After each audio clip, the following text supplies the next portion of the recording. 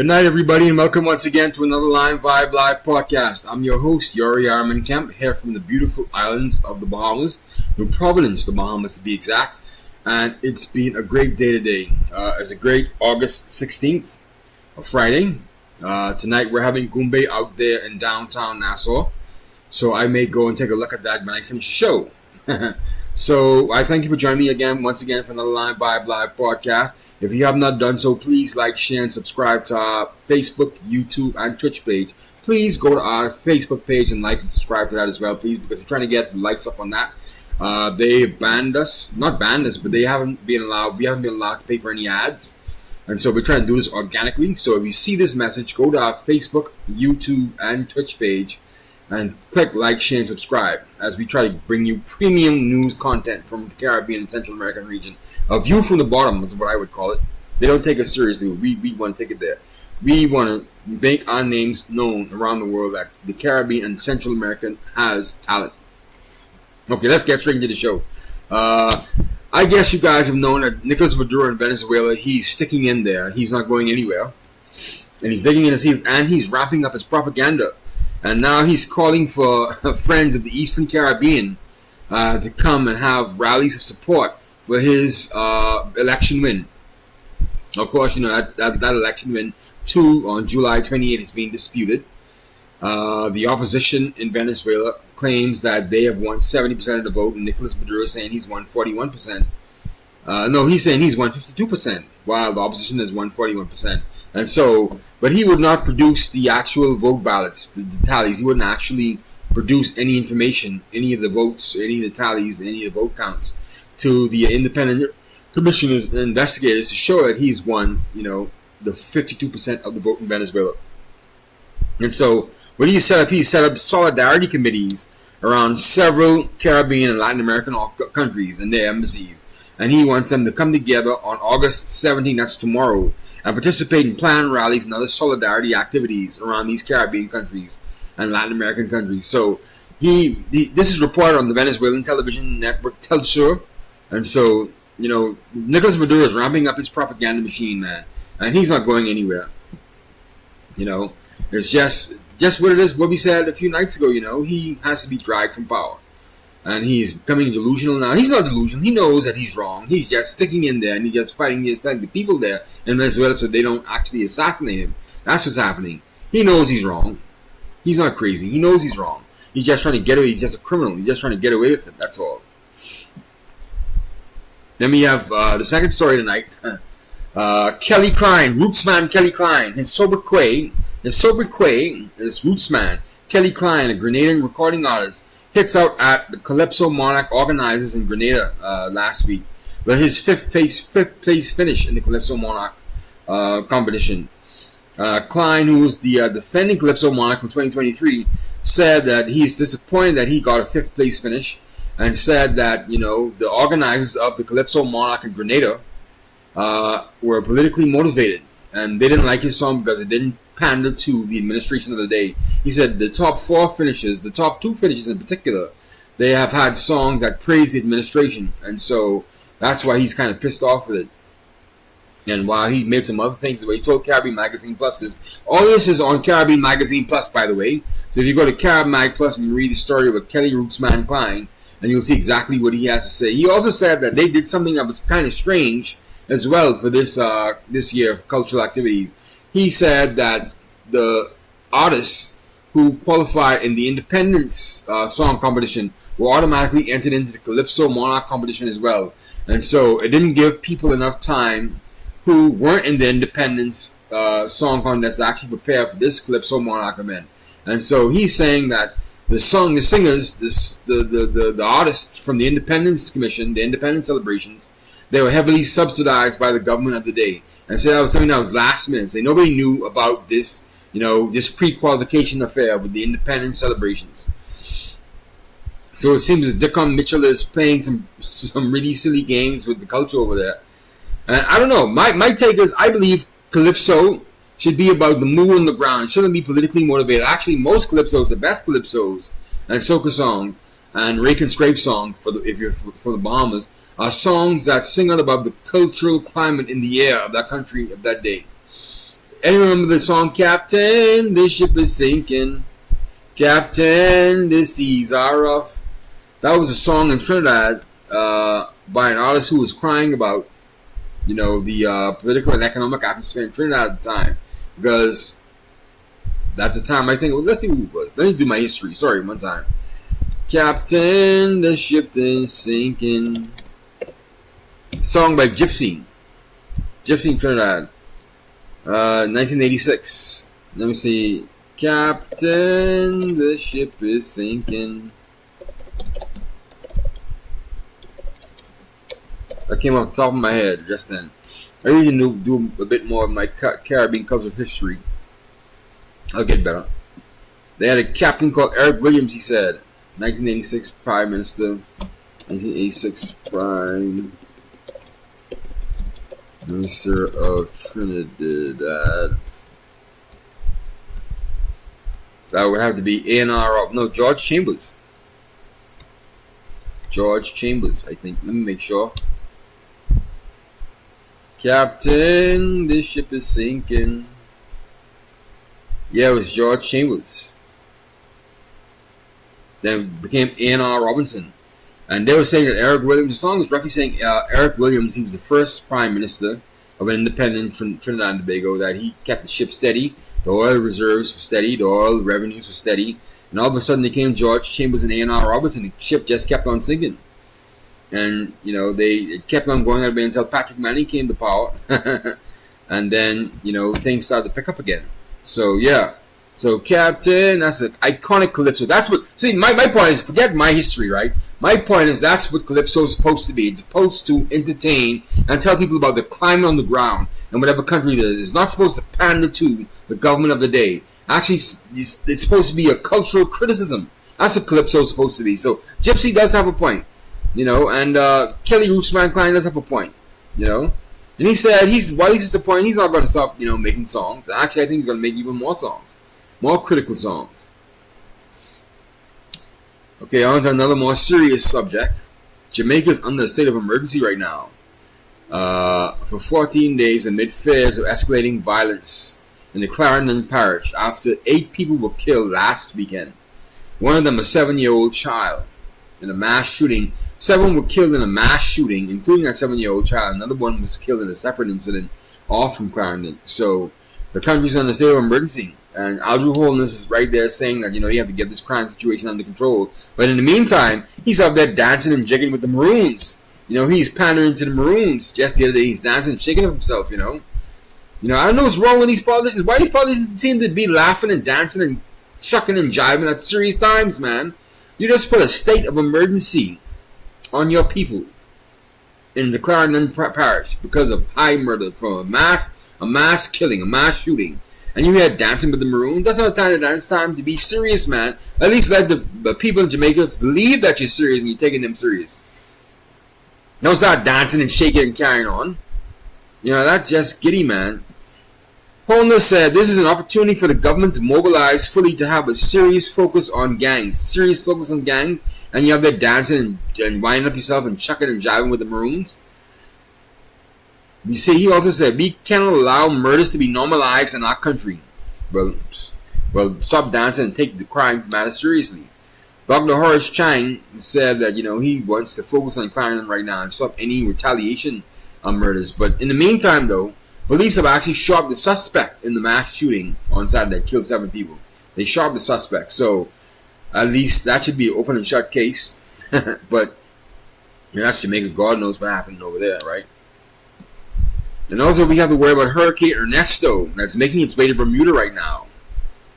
It just lashed Puerto Rico with 85 miles per hour winds and has a trajectory to head all the way up to the Canadian Atlantic. In its latest advisory, the National Hurricane Center in Florida said Ernesto was located about 495 miles south-southwest of Bermuda, with a maximum sustained winds of 85 miles per hour and a minimum central pressure of 972 MBs. The storm is prompting new hurricane warnings for Bermuda. Bermuda hasn't had a hurricane since 2021, but Hurricane Paulette had made a direct hit. They had some other hurricanes that went around the outer banks of Bermuda, caused a bit of storm surge and some high winds, but nothing actually made landfall. Paulette was the last storm to make landfall in Bermuda. But let me make sure. No, I don't think that's the case. No, let me not give you misinformation. It wasn't Paulette. It was something before Paulette, actually. Something well before Paulette. 1 second. Sorry. Let me get to my Go to Caribbean magazine. Plus, we have the whole story right there. Let's go. Let's see. No,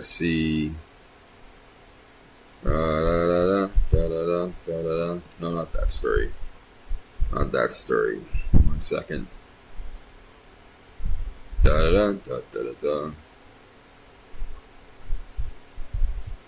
It's an editorial.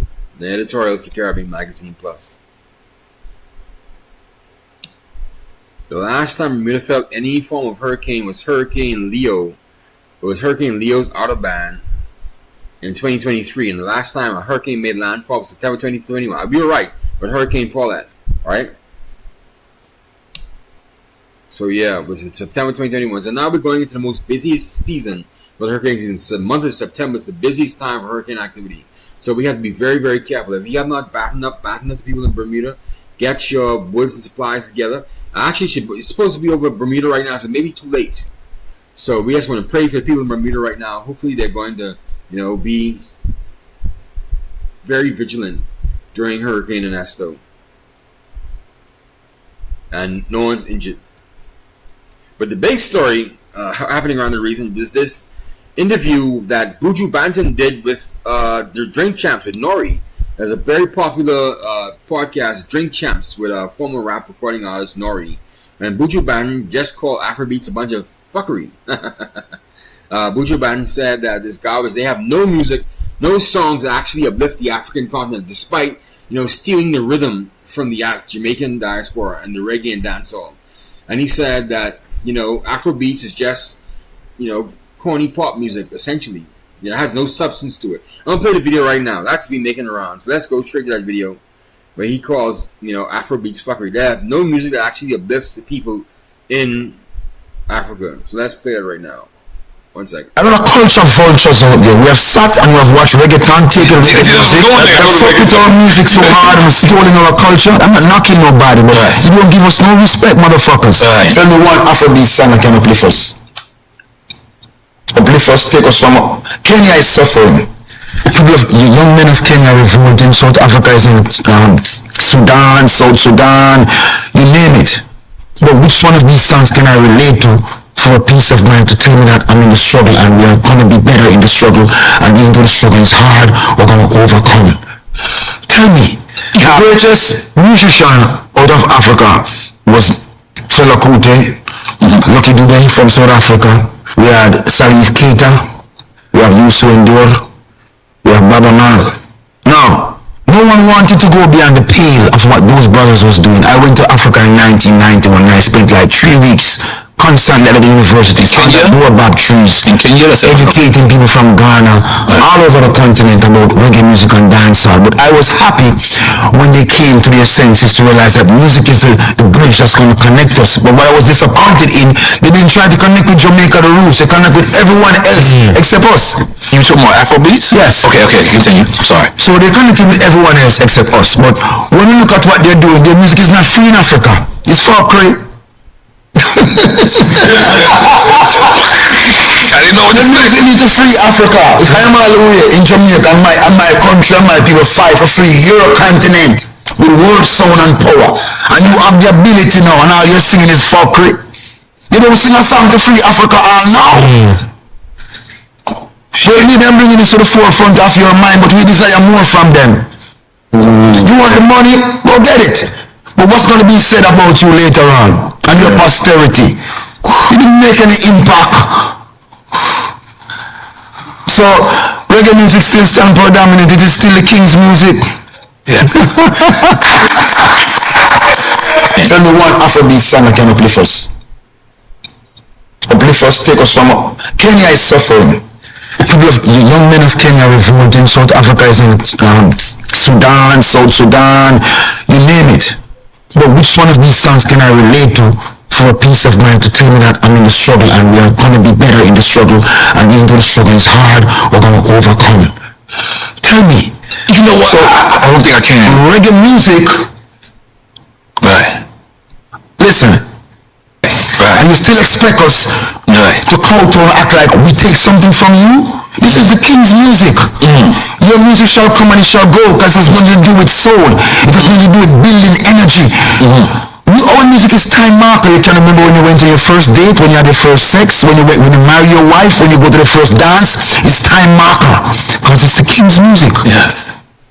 You can remember when you're happy. You can remember when you're sad. Yes. You can remember all the things because there's a music to mark that time period. Right.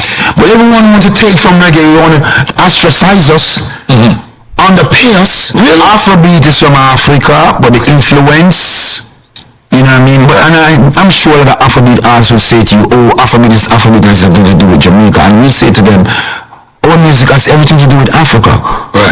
We don't dichotomize, we don't separate ourselves from Africa, no time, no day. Because the drum in our music is what speaks to our soul. I think the drum in your music speaks to your soul. But what are you saying? It's important for you it's easy for you to have anybody to listen to you. Right. Just don't get it wrong. Right. But what do you have to say to them? Here's the hard part. I was thinking about Joanna. I was like, that's not uplifting.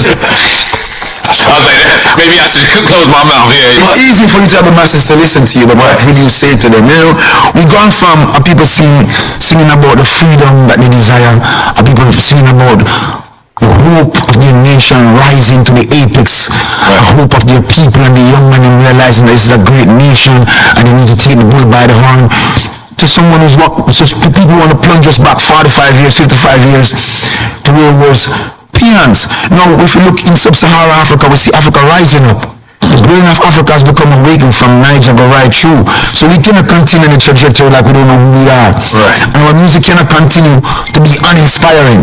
Right. Simple. Right. Reggae music come from Africa. Yeah. The drum is just that we get a different way of speaking, and our idioms and the way our cadence come across is much different. Right. Because we're able to bend words, and we don't deal with English, we deal with Outlish. Yeah, because English you speak in, and I speak out. And there you have it, Buju Banton has a point, man. I'm glad he spoke on Afrobeats because people were starting to think that Afrobeats and reggae and dancehall should be under one category. Hell no. Reggae is totally different from Afrobeats. Afrobeats is just a bunch of pop music, man. It's black pop music, really. And actually, when you really look at what Buju Banton said, you have to really examine for yourself and realize that Afrobeats has nothing in it. Dancehall and reggae has everything in it. Even the violence has something in it, has a message to say. That's what hip-hop used to be. That's what rap music used to be back in the early 80s and mid-80s when it had something to say. But right now, dancehall and reggae still has something to say. It has something to offer the soul. Afrobeats doesn't have that. Like it bypassed an entire system and just went straight to making pop music. That's what pop music is. That's what Taylor Swift makes. Empty music. And that's what rap music is right now. Making empty music. There's nothing in this music now. Dancehall is still holding on as the king's music, so Buju Banton said. The king's music. And you have to respect him for that, man. Me personally, I stand with Africans, I'm not a racist, I accept that I come from Africa, my ancestors come from Africa. However, I don't trust them because we are the slaves that they sold to the white man. We are here in the Caribbean, and while they're over there in Africa, they are the descendants of the slavers who sold us to the white man. And so I hold no special, love in my heart for them in particular. You're not going to see me running around the place saying, free Africa and all that shit. Absolutely not. Absolutely not. I know better. I've seen them act and I've seen them operate. Trust me. We think that they're these people that are just swinging from trees, and living in huts. No, they're very intelligent people. They sold us over here to the white man. And they are the descendants of the slavers that sold us. So please, save me all that bull, right? But I'll have to say this, though. At the end of the day, dancehall is still the king's music, what Buju Banton said. And while I personally don't like dancehall, I don't like dancehall and reggae that much over hip-hop music. However, I understand and I respect it. It speaks to the soul. I love all music, but not to say that I'm a huge fanatic for dancehall. But I understand where Buju Banton's coming from, man. And he's going to be making beautiful music once again. And Buju Banton is a top. I didn't realize he was so in tune with this. I know he was an artist, but I didn't realize he was so in tune with the culture like this. But then I'm really an idiot, right? He should be the ambassador for reggae music in Jamaica moving forward, despite his conviction for drug dealing. I'm shocked that he's still in the United States. I thought he was banned from the United States, but someone told me that he has a tour coming up in the next couple months. Very shortly, I think next month he's going to be on tour in Jamaica, in New York actually. So he's going to be on a U.S. tour next month. So that's Buju Banton for you right there. So let's take it back from the top, huh? What did we talk about when we first started? We talked about Venezuela trying to gather all the Eastern Caribbean states and some Latin American countries to have, rallies in support of Nicolas Maduro and saying that the opposition, they're nuts and they're crazy and they're the ones fomenting all the violence in Venezuela right now. They wouldn't accept the results from the July 28th election. I mean, just saying Nicolas Maduro is what it is. I mean, he is what he is. You're going to get that. We also have Kelly Rootsman Klein claiming that there's too much political interference in the Grenadian Calypso Monarch contest, where he placed 5th.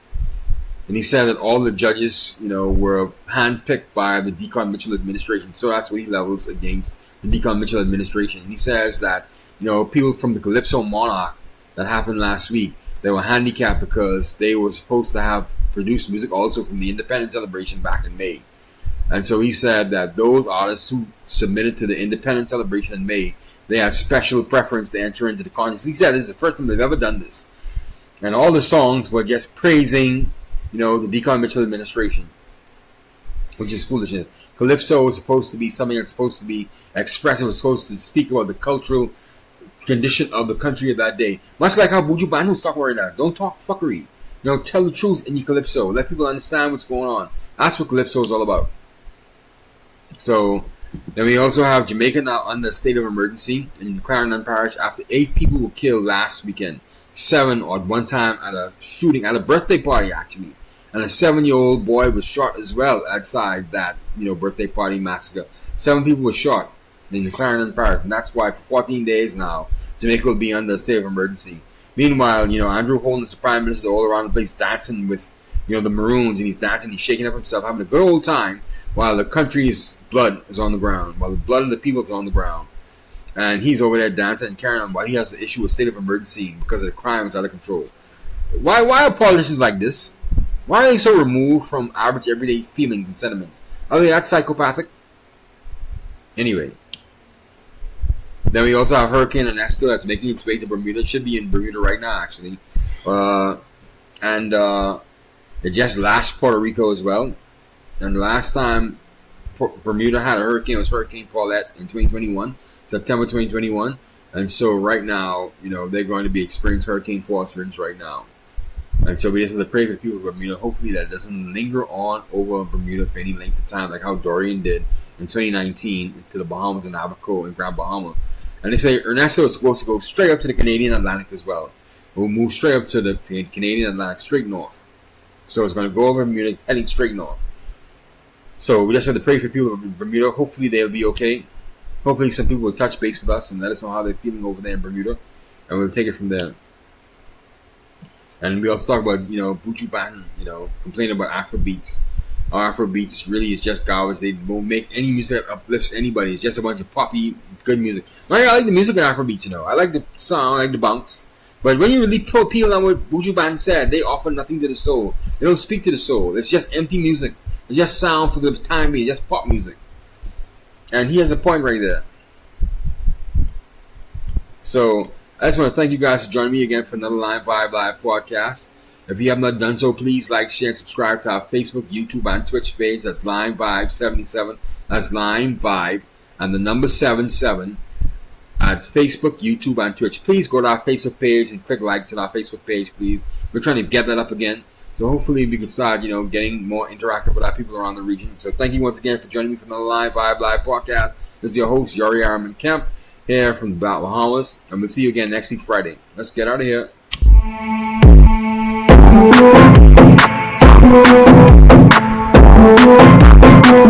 Line Vibe.